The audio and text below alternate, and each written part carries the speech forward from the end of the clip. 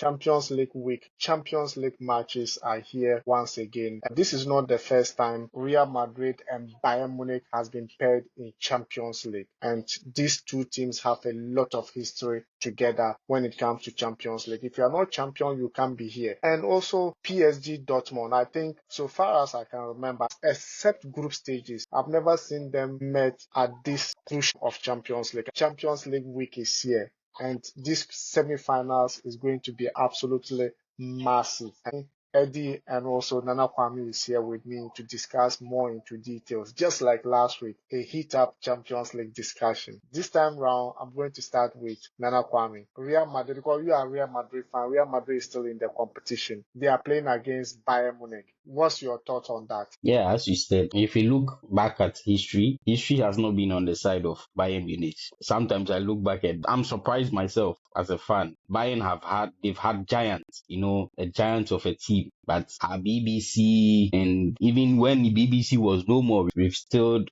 been able to conquer the giants of Germany. This time, it's a whole different story altogether. Germany, the Bayern is looking almost completely different from the previous teams we used to face. Likewise, Real Madrid is also a totally different team from the previous team that used to face Bayern. There's a lot to expect in this match, a lot of surprises. Though both teams have met repeatedly, but now both teams are also facing new sets of players. So tactically, it's going to be a task for both coaches, and Bayern not performing so well in their league means nothing, as we've always said. So it's going to be a big match to expect. And Real Madrid, the Champions League is in our genes, as usual. The mental strength we show in these games. Gradually, I'm seeing the impact of that mentality in our new set of players, or our new set of young players, and I hope it continues. But we should also watch out. We shouldn't be complacent, and we should stick to the game plan. We were using speed, against Man City. On the other hand, Bayern also has speed, so it's going to be speed against speed on both wings of play. So it's about who is going to use that advantage. If your defense have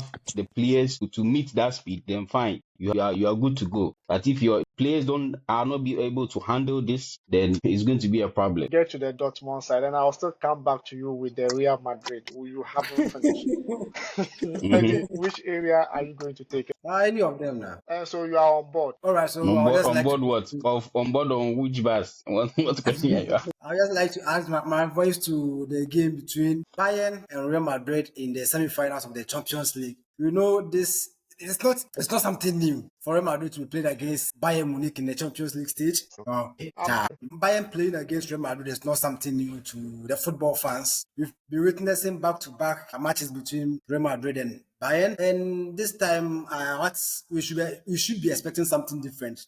Bayern has nothing to lose in this semi-finals. Already, they've lost the league title to by Leverkusen. So now they have the Champions League to fight for. Whilst Real Madrid is also fighting for the league title as well, and also fighting for the Champions League as well. So it's going to be an interesting game that we should all be watching out for. But at the end of the day, the best team will win and proceed to the next stage of the competition. So at the end of the day, best team to win. Sammy, your take on that? The Barca fan, first initial neutral. All the teams who have qualified for the semis. If you know you're in the semis, it means you actually worked hard to get there. Now, Bayern Munich versus Madrid. Now, I think Madrid is at the advantage here because they will play the last game at the Bernabeu, hoping that the Bayern Munich fans will not be allowed in the stadium due to what happened. Now, at the Allianz Arena, we all know what Madrid have gone to do there. Madrid have gone to dominate. They're going to win games there. So it's not something new. But then also, we should also see that usually sometimes in the Champions League, we can get some shockers, which can happen. So I believe that Madrid will have the upper hand. But then Bayern coming in as the underdogs for the first time against Madrid. Because every time Bayern are always top and Madrid is the underdogs. But this time Bayern is coming as the underdogs. It's supposed to be something that the Madrid team should actually look out. Because if you think that they've had a poor season in the Bundesliga, so you can easily output them or power them. No, it's football. So Champions League 2 is dicey. Anything can happen. But then, as I mentioned earlier, Real Madrid has the advantage to go on and qualify because it's a league of 2 games. Now, hopefully, I expect that Ancelotti should maintain his goalkeeper because he has shown very good heroics in this game. Now we know that Courtois is back. And from last season, if Ancelotti did not learn anything, I hope that this season he will learn something. That when somebody is in the momentum, leave the person, let the person be. He Because has learned. He has learned. because it's not your top choice, don't try and bring your first. Yeah, in terms of the No, formation, yeah, Shami, I'm already speaking. Why you want to come on me or what? Let me say what I want to say, then you ask your question. Allow So the guys.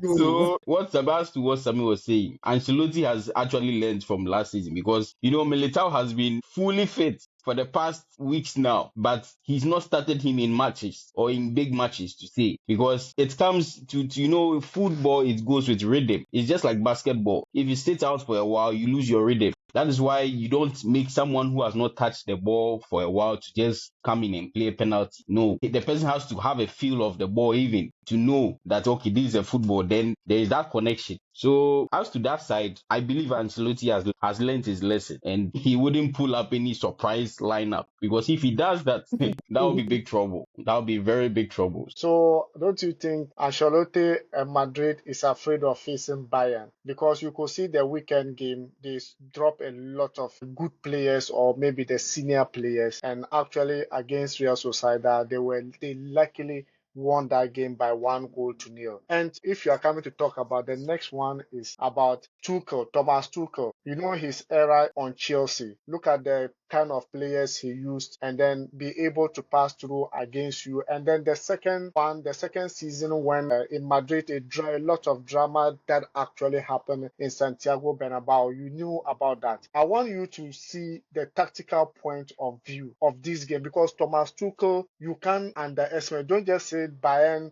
The league is they are not doing well, but look at the performance they put against Arsenal. You look at the performance they put in the Champions League. We all knew maybe they could drop, but this is different, totally different coach and a tactical coach for that matter. No, are you putting it to me that I'm afraid of Bayern or because that's how you started your statement Yeah, yeah, yeah, that yeah. No, Ancelotti is afraid of no, Bayern because he rested players. yes. So is that how football is played? No, it's called team management. They have a big match ahead. It's the same explanation I gave to you before the El Clasico. And if you studied, I had two of my predictions right. He started Modric, which he doesn't do often, and he put in Lucas Vazquez. And Lucas Vazquez came in and performed marvelously. I don't know why even Lucas Vazquez didn't win the man of the match. It was given to the young guy, but the young guy also performed really well too. So Ramin, he was given the man of the match for the El Clasico instead of Lucas Vazquez. So it's part of football. It's team management. You have a big match ahead, and the league is not far in sight. You have 14 at the time. You were 11 points ahead. Why sacrifice your whole team for that match? For a match against a struggling Real Sociedad and just sacrifice players for how they call it.